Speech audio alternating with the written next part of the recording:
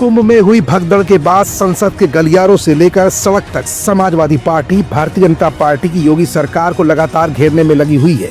तो वहीं इस बीच कुंभ के मामले में अभिनेत्री से सांसद बनी जया बच्चन ने जहां एक तरफ कुंभ में लाशों को नदी में फेंके जाने की बात कहकर सनसनी फैला दी थी और इस मामले में शासन प्रशासन पर तमाम तरह के गंभीर सवाल भी उठाए थे, तो वहीं उनके सवालों के जवाब में सांसद अभिनेत्री हेमा मालिनी ने भी तगड़ा जवाब संपूर्ण विपक्ष को दे दिया था और कुंभ की व्यवस्थाओं को सही ठहराया था।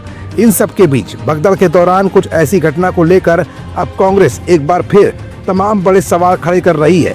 आखिर कांग्रेस का ये बड़ा सवाल क्यों और किससे है, और उस दिन भगदड़ के दौरान ऐसा क्या हुआ था जिसको लेकर कांग्रेस के प्रदेश अध्यक्ष अजय राय इस समय एक बार फिर पूरी की पूरी राजनीति को यू टर्न देने में लग गए हैं।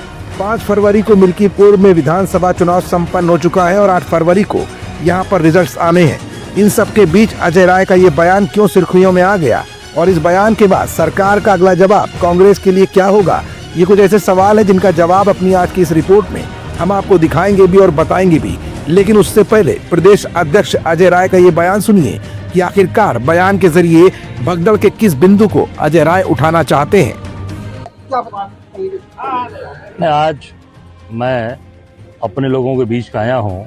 अंजनी कुमार राय जी बहुत ही बहादुर और बहुत जाबाज इंस्पेक्टर थे, जिनकी भगदड़ में प्रयागराज में मौत हो गई और पूरी तरीके से ये मौत संदिग्ध है।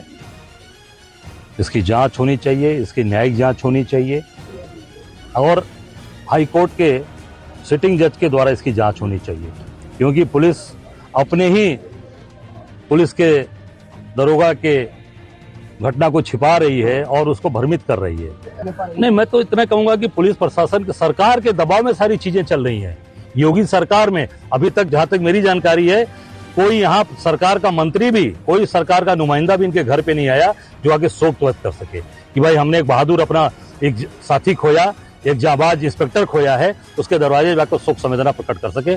सरकार का कोई मंत्री नहीं आया और इनके पुलिस विभाग का कोई अधिकारी तक अभी तक नहीं है। ये शर्म की बात है। बहुत ही मैं समझता हूँ कि इसकी जितनी निंदा की जाए कम है। तो अभी आपने सुना कि अजय राय ने सीधे तौर पर पूरी की पूरी प्रशासनिक मशीनरी और योगी की कैबिनेट पर सवाल उठाए हैं। दरअसल भगदड़ के बाद लगातार योगी सरकार को निशाने पर लिया जा रहा है। जहां एक तरफ योगी सरकार लगातार कह रही है कि कुंभ में हुई भगदड़ एक हादसा था जिसको नियंत्रित करने के लिए सरकार ने पूरे जुनून के साथ काम किया है और नियंत्रित स्थिति में महाकुंभ को 40 से 45 करोड़ श्रद्धालुओं के स्नान के प्रतीक के साथ साथ आस्था का प्रतीक भी बनाया है।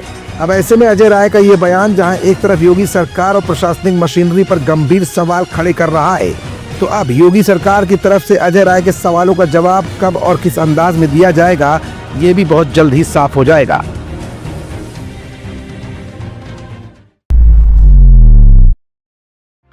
If you like this video, hit the like button and press the bell icon to never miss an update from